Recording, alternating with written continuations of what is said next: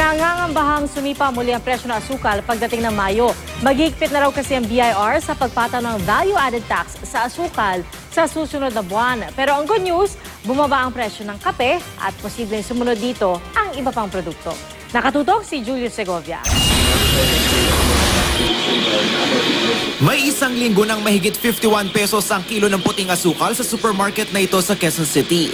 Sobra ng piso sa 50 pesos suggested retail price. Sa monitoring ng DTI, mas malaki pang minahal sa ilang palengke. Hanggang 55 pesos na ang presyo kada kilo ngayon. Mataas kasi ang demand sa asukal kapag ganitong tag-init. Sabi ng DTI, baka mas magmahal pa ito dahil maghihigpit na ang BIR sa pagpataw ng VAT sa asukal simula sa Mayo. Napansin ng Bureau of Internal Revenue dun lamang sa raw sugar. Pagdating sa refined, yung white sugar na monitor nila mukhang hindi nagkokolekta ng VAT. No?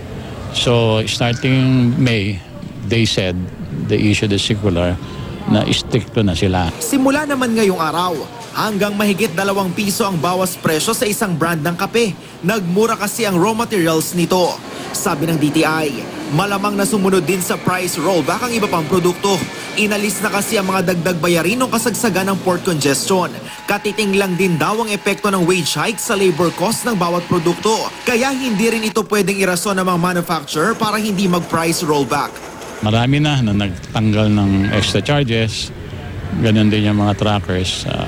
Pwede po namin silang balikan ngayon. Pagtiyak naman ng mga supermarket owner, kung bumaba yung halaga o puhunan ng isang item, natural, yung given the same patong, the same margin, bababa din ang selling price. May magandang balita pa. Hindi raw tataas ang presyo ng school supplies. Yan ang tiniyak ng mga manufacturer ng mga gamit pang eskwela sa DTI, mahigit 1 buwan bago ang school opening. Julius Segovia, Nakatutok, 24 Oras.